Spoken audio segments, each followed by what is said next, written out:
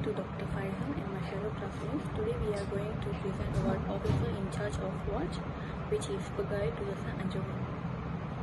We are from group 2, so let me introduce my friends, which is Muhammad Afiq Daniel, Madunisha, myself Nilashni Sokumar, and Agnes Saul. So for introduction, the term of OOW stands for Officer of the Watch, a crucial role time in maritime operation. The OOW is responsible for navigating the ship during departure from port throughout the voyage and upon entering another port. These officers play a pivotal role in ensuring the vessel's safe and efficient passage. While on duty, officers designated as OOW also carry out the crucial responsibility of communication officer, which is CO. This dual role underscores the significance of their task, encompassing not only the physical navigation of the ship but also communication duties vital for maritime safety and coordination. The OOW's expertise is essential for maintaining a secure and well-managed maritime environment. So next we're going to see about officer in charge of watch, which is categorized as who, when, why, move, create, passage planning, and where. So firstly, what who? Who is like commanding officer and executive officer, which is CEO and XO, do not participate in duty as officer of the watch OOW.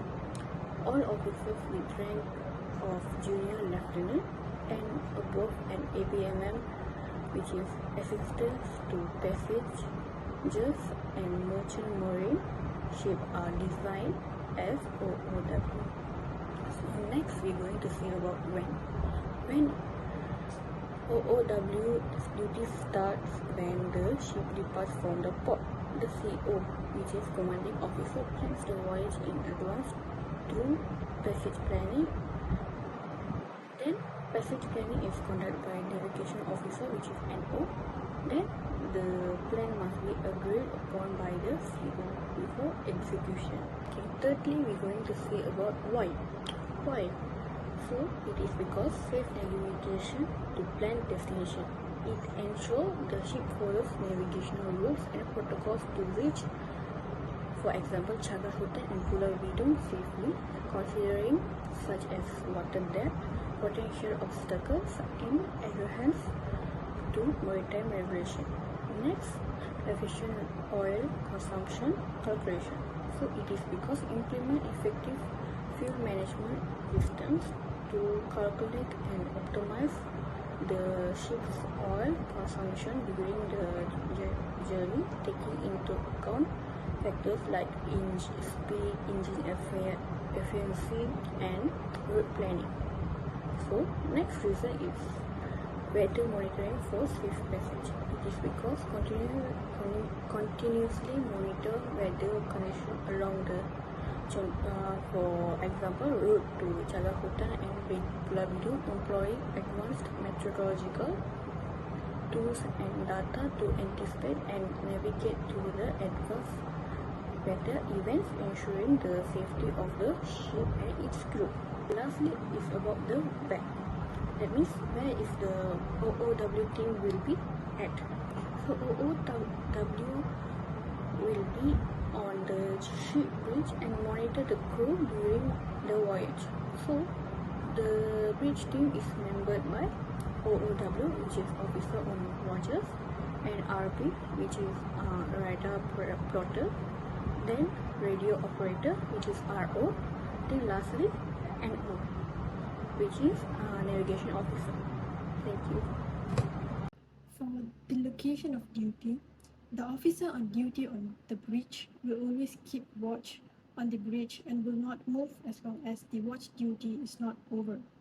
And let's say if there is an incident where the bridge is damaged, the officer in charge will move to the emergency conning position. Next, the duration of OOW supervisory duty.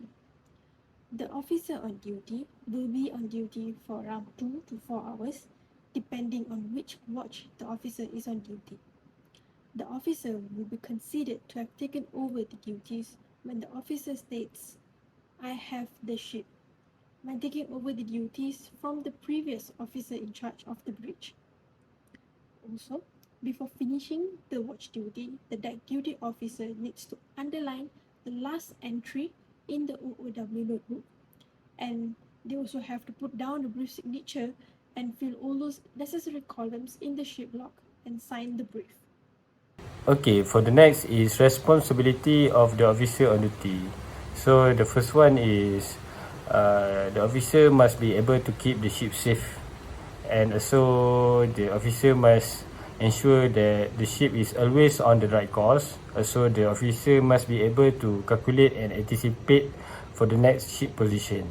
And what is the most important is the officer must be knowledgeable about rule of the road. Okay, for the next is calling commanding officer.